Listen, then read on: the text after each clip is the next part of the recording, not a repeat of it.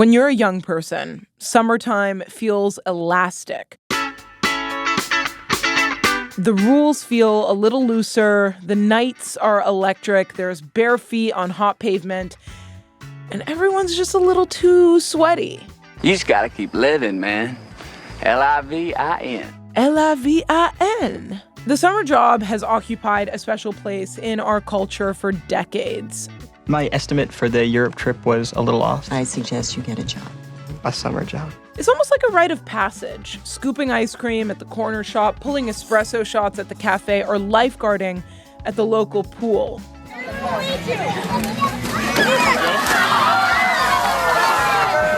But many young Canadians never got to bully kids down water slide lines this summer.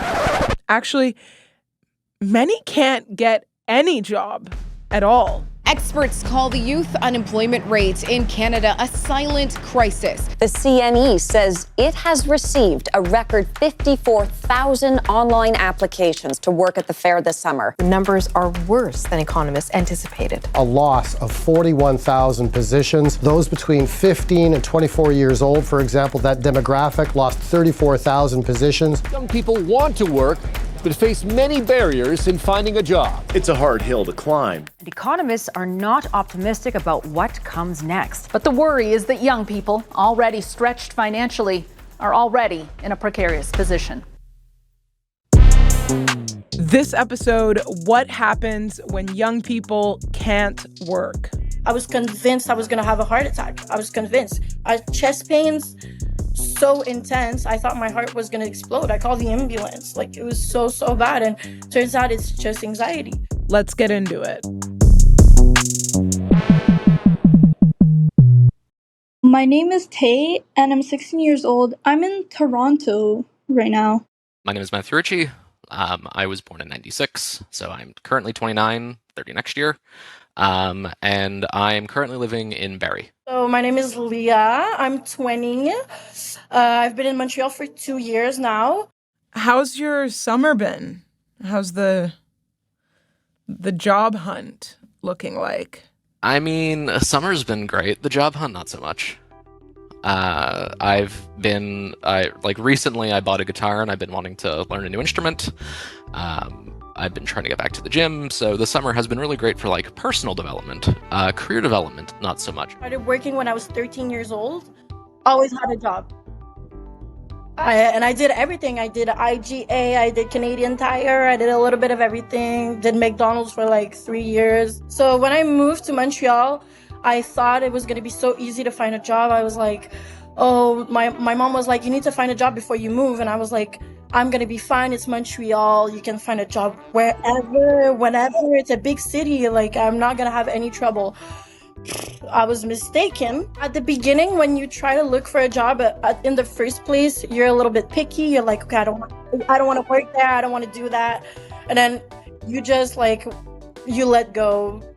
You get to a point where you cannot find a job, so you just let go. You're like, okay, whatever. I didn't want to work at McDonald's, but I'm just gonna have to do it. I tried Indeed, I tried in person. None of them worked. They say they were missing staff, but then you need to have 20 years experience, but be 20. For the past 4 months, I've been looking for a job, a level entry job.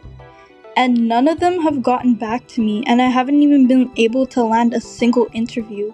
When I spoke with Tay, Leah, and Matthew, they honestly couldn't be more different. 16, 20, and 29, all with unique backgrounds. But they've all been stuck in the same place. I think I'm at about 110 job applications, and I've had 2 interviews. That's a lot of job applications. The worst part is it actually isn't. I know people who have easily tripled or quadrupled what I've done in the same time frame. So I speak from a STEM perspective. I'm a computer science graduate. I'm currently in graduate school for a master's in computer science as well. But for a lot of people in computer science and STEM right now, it's awful. So, at the beginning, when you try to look for a job in the first place, you're a little bit picky. You're like, okay, I don't want to work there. I don't want to do that. And then you just you let go. So you get to a point where you cannot find a job, so you just let go. You're like, okay, whatever. Like, I didn't want to work at McDonald's, but I'm just gonna have to do it. You know what I mean? I tried Indeed, I tried in person. None of them worked, honestly. They say they were missing staff, but then you need to have like 20 years experience, but be 20. I've applied to I want to say 300 at least. Retail, fast food, part-time, even seasonal stuff like CNE. I applied, I never heard anything back. I went to this one grocery store all the way in Aurora to get a job. I spoke to the manager and he said he'll think about it, and up to this day he hasn't gotten back to me. I've tried literally every platform, LinkedIn, Indeed, and I even tried Facebook Marketplace to look if somebody needed a pet sitter, babysitter. I even applied for the ones that pay lower than minimum wage, and I still have not gotten a response. I'm just so baffled. Matthew and Leah were in the same boat as many people I know and that I've seen and heard in stories about this youth unemployment crisis. But I hadn't heard from a 16-year-old like Tay, where getting a job was about more than just having some extra cash. I'm not looking for spending money or anything. I just really want to help my mom because she has bills to pay and she's a single parent. And we also have a disabled child in the house. Even my sister, she was born with Zika virus and her brain is physically smaller than other kids. So right now she's 8 years old and she cannot walk, she cannot talk, and she's bedridden.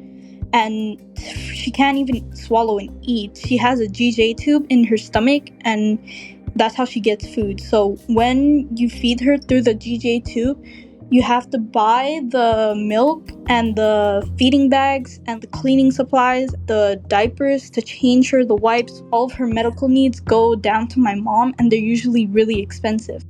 But I did volunteer. I volunteered in a community center around my area. I handled with kids. I usually take care of my sister too.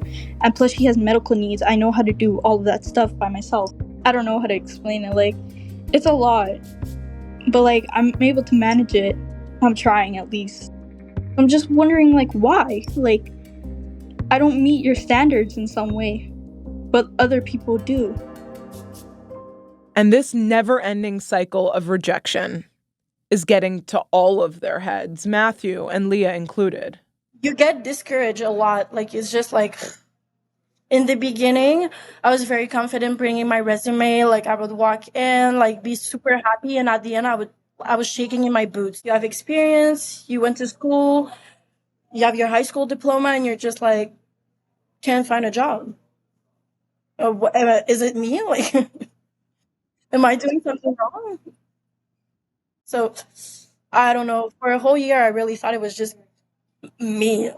It does bring down my confidence a little bit of being able to find a job. So I'm after I finish school and everything, am I going to be able to find a job in what I want and what I like? Is that going to be possible? Am I just doomed to trying to find a job for the rest of my life? And just play poker. You're gambling anyway. Right? You're hoping the job is real. You're hoping the HR person likes your resume. You're hoping the manager and you get along. It's just gambling. Right? So luck plays a huge role in getting jobs now. I left every interview feeling so lucky to be a young, employed person and wanting to understand the impacts of this never-ending cycle of rejection and disappointment. So I spoke to Dr. Srividya Iyer. She's a Canada Research Chair in Youth Mental Health and a professor of psychiatry at McGill. Thank you, Dr. Srividya Iyer, for making the time. Thank you, Noor, for inviting me. You specialize in youth mental health. I spoke with a few young people that just seem so beaten down by the job hunting process. What have you noticed in your research and conversations with young people on the long-term effects of being unemployed? I think one of the things that you need to take into account is that whenever young people are responding to something like unemployment, they're actually responding not just to that, but to other things that might be impacting their life. One, I think, is the fact that even before the pandemic, starting around about 2010 or so, in Canada as well as in many high-income countries, we've been noticing an increase in the rates of young people experiencing mental health problems, anxiety, depression, low self-esteem. So we already have something that was happening in the backdrop. We also know for the last couple of years, it's one of the first times in history, and Canadian government data supports it, as well as data from UK, Australia, US, that when you ask young people, do you look forward to a similar kind of life or a better life than your parents or grandparents? Typically in the past, the answer has always been yes. But now we actually have young people saying that they are actually less hopeful about the future than previous generations. Youth is not only about what's going on currently in your life, it's also the time when you most want to establish the foundations of like optimism and hope for the future. How does that actually manifest itself in youth mental health? Like, how seriously impactful is it for young people to be unemployed or employed? This is the time when you find your first job, your first sets of experiences, and a job means a lot during this time period. It's the time to build up your skills, to build your networks, to build your confidence. And so when you do not have a positive experience finding a job and learning these things during this critical period of life, it can have much more long-term effects, what we typically called scarring. And the scarring happens at two levels. At one level, it's economic or wage-related scarring. So we know that those young people who are unemployed between the ages of 15 and 25, 15 and 29, tend to have some sort of earnings loss and job opportunities lost throughout their life. So it's not really, a thing that has a temporary effect. It really seems to carry on. It also has a psychological scarring effect.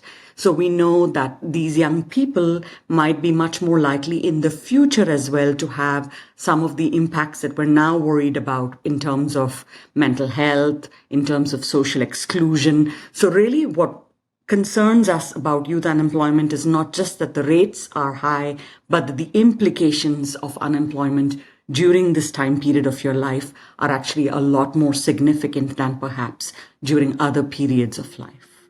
When Dr. Iyer started talking about psychological scarring, it brought me back to that conversation I had with Leah, the 20-year-old from Montreal. Because of the whole job issue, I was diagnosed with chronic anxiety not too long ago. And honestly, it's just been a really, really rough 2 years between not finding jobs and just like everything that's going on in the world. I'm just like, I'm very sensitive, so everything like impacts me a lot. So I had to leave Montreal. So right now I went back to my parents' house. I was also ashamed to tell my parents like, hey, I can't find a job and now I'm broke and I can't pay my rent. So I stopped studying because I couldn't find a job and it was so hard. I was so depressed. Honestly, I've been really, really, really depressed for the past year. It's been really, really hard to the point where I low-key just burned out from being depressed.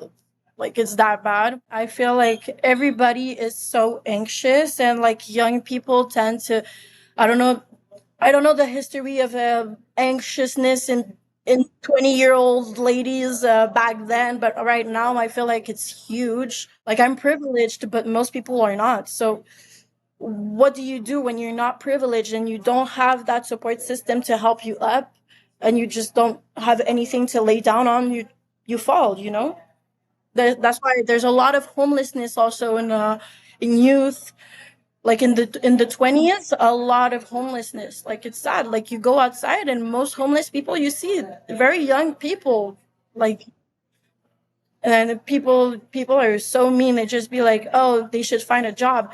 You don't understand how hard it is because you're privileged and you have that support system. So, are you doing better now? Do you feel like you're getting better? Honestly, I'm still in the process of dealing with it. I'm going to the doctor back and forth. I have, like, my anxiety is high to a level where I have physical responses. So dizziness 24/7. So at one point I thought I had like diabetes. I thought I was dying from a stroke. I thought I was having a heart attack. I thought I was becoming schizophrenic. I went to the hospital, to the ER for all of those things. I went to the ER because I was convinced I was going to have a heart attack. I was convinced. I had chest pains so intense. I thought my heart was going to explode. I called the ambulance. Like, it was so bad. And turns out it's just anxiety. Like, it's getting better, a little bit better every day. But honestly, it's very up and down. Are you hopeful that things will get better? I think so.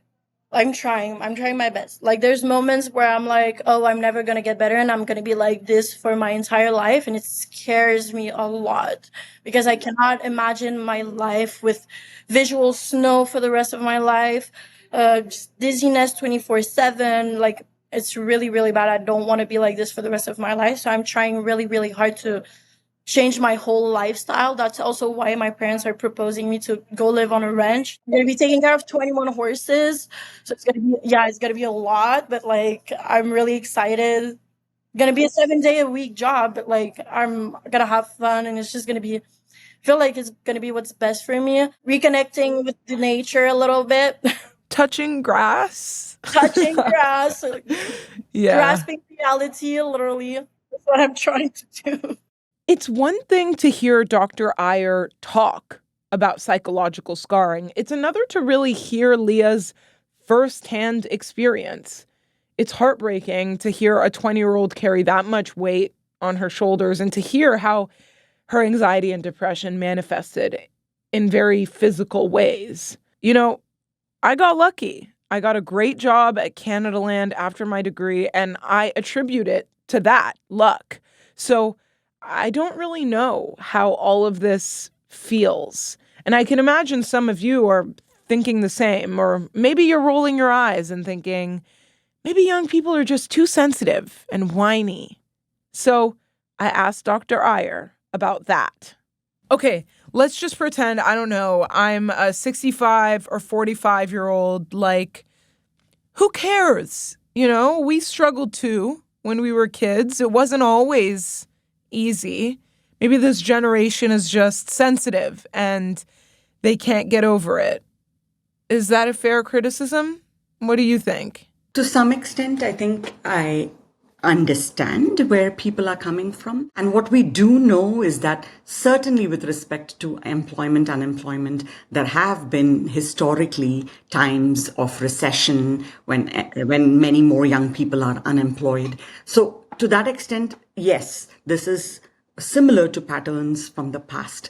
But what we do, however, know very confidently is that this combination of events that I'm talking about is something pretty unique that this generation is facing. What's also unique for this generation is the fact that they are much more globally connected than ever in the past. And what that means is that in addition to some of these things that are actually changing, what is also changing is the fact that they are aware of it. So that they seem to be a lot more connected to the news, what's happening within other parts of Canada, what's happening across the globe. But it also means at times that these things get amplified for them because they are aware of these things. They become much more sort of upset with this sense of hopelessness. And this discourse that you were talking about when people are saying, oh, you know, young people are just being sensitive. It's not, it actually increases further for young people the sense that nobody really cares or about what is going on with our lives. And I would also really strongly say that often what young people feel and complain about is often like the canary in the coal mine. And what I'm trying to say is that they might be the first part of society that experiences some of the effects that ultimately will impact society as a whole. So when we ignore what young people are saying, we might actually be ignoring something that in a longer term will actually impact entire society. So often the health of young people is a very good indicator of the health of a society as a whole. There were two other things that came up in my conversations with Matthew and Tay that I wanted to understand. One, disappearing entry-level jobs. Minimum wage is supposed to be the floor. You work your way up. I feel like for that first step on the ladder has disappeared, which is crazy because without that first step, you can't get to the second step. So I hit up the senior economist at Indeed. You know, that website you scroll on endlessly when you're desperately trying to find a job. My name is Brendan Bernard, and I'm a senior economist at Indeed Canada. Brendan, are entry-level jobs disappearing outright? It does seem like employers are looking for more experienced candidates. So, for example, this is from Statistics Canada's job vacancy and wage survey. They survey this giant sample of employers across the country, asking how many job openings they have, and then they collect a whole list of detail for every job opening an employer says that they have. And there's been this noticeable shift in the past 2 years or so, right around the time, starting in 2023, right around the time when the job market started to get weaker, where the share of job vacancies available for people with less than 1 year of relevant experience has dropped. So overall job vacancies over this period is down. It's down pretty substantially, but the decline has been particularly sharp among entry-level roles. We went from about 50% of all job openings at the start of 2023 open to candidates with 0 to 1 year of relevant experience. That share has dropped to 41%, 50 to 41. Looking at the different areas of the economy, it's tough to find noticeable patterns. It's quite broad-based. You see it in manufacturing jobs, natural resource jobs. You see it in some healthcare jobs, and you see it in a range of white-collar jobs, including tech. The thing that everyone is asking about today is this AI? Actually, at Indeed, we've done some analysis where we've used the text in our job descriptions data, giant sample of job descriptions. We fed it to ChatGPT and we asked, how good do you think you are at something along these lines of how good are you at performing the skills in these job postings? We came up with sort of a replacement score risk index for all these different occupation types. And there are tons of jobs in the world of tech, in the world of accounting, in the world any job where if you sit at a laptop, there's going to be a lot of overlap with the capabilities of generative AI and at least some of your common tasks. So this is a potential factor driving the shift in experience requirements. Entry-level workers are more likely to be performing the tasks vulnerable to AI. I'm wary to really point AI as this major factor because that doesn't explain why we've seen the same trend in manufacturing jobs or in healthcare jobs or just a whole range of other jobs where AI is much less relevant and isn't being used to anywhere near the same degree as elsewhere. I'm kind of left wondering what else is going on here. Could another thing possibly be immigration? It came up in my conversation with Tay. I've heard about the job market being so crappy, if I can even say that. I heard it's due to students from other countries coming in and taking all the jobs.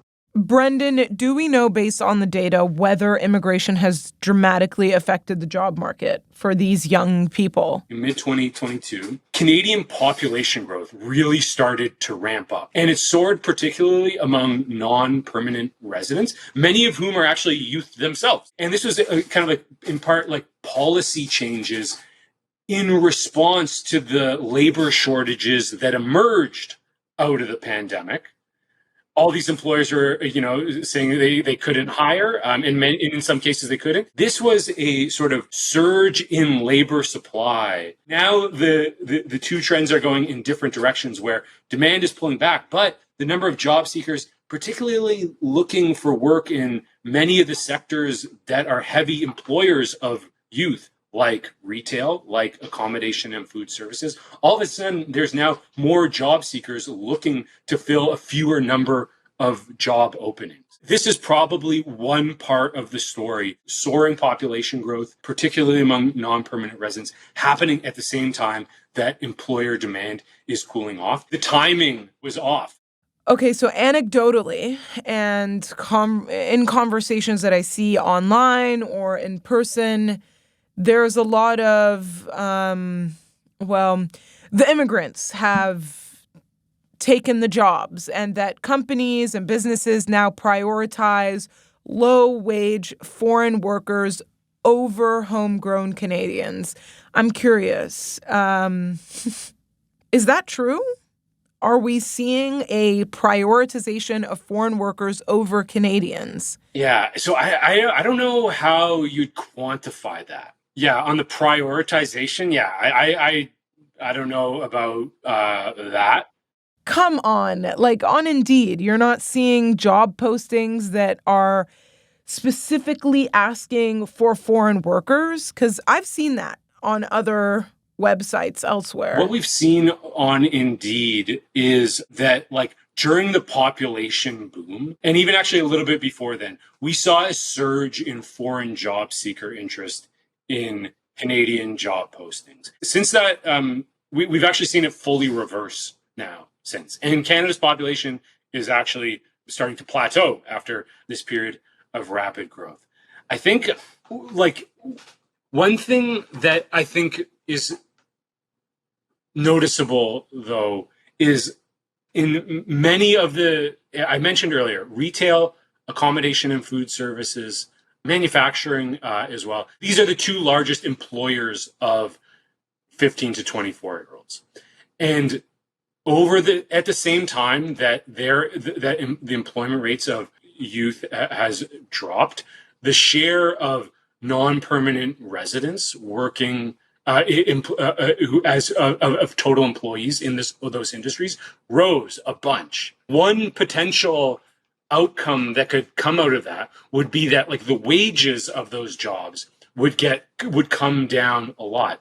I don't think we've seen that so much. Maybe a little bit, but like the evidence I've seen on that is like kind of mixed. But you're not convinced by the argument that foreign workers are somehow being prioritized over Canadian workers? I don't know any like data to like really back that up, because any anecdote about that doesn't is just one story in a country of 40 million people. We'll also get a test in the coming year or two as Canada's population slows, and the government sort of like is planning on the number of non-permanent residents in the country it is planning to shrink those numbers. So entry-level jobs are disappearing in some sectors more than others. And yes, the number of non-permanent residents working in what we typically consider youth job markets has gone up. And those two things could help explain why so many young people are unemployed. But the young people I talked to, Tay, Matthew, and Leah, honestly didn't even care about the why behind their unemployment woes. They just want a fucking job. It sucks right now. Like, if you are in the boat that a lot of people are in, it does suck. But don't give up, right? You're not allowed to quit. I just feel like, knowing that other people are with you, other people are suffering with you, it's an important thing to know.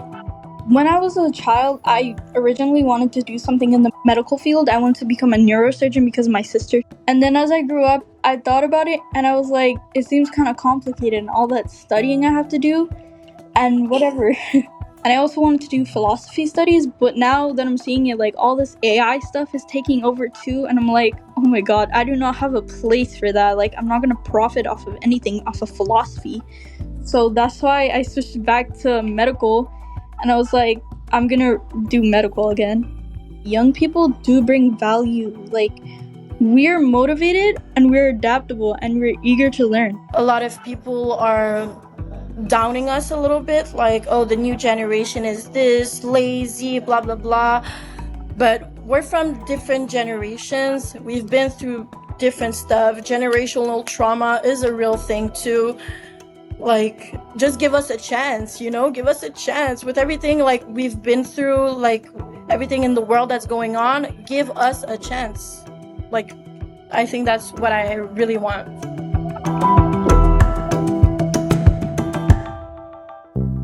That's been This Week in Canadian Politics. I will see you next time. If you like the show, please leave it a like, a comment. You can also subscribe and hit the bell if you want to be notified whenever we publish our videos.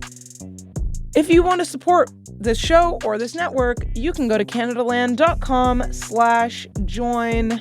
And that's all I need to tell you this week. Thank you.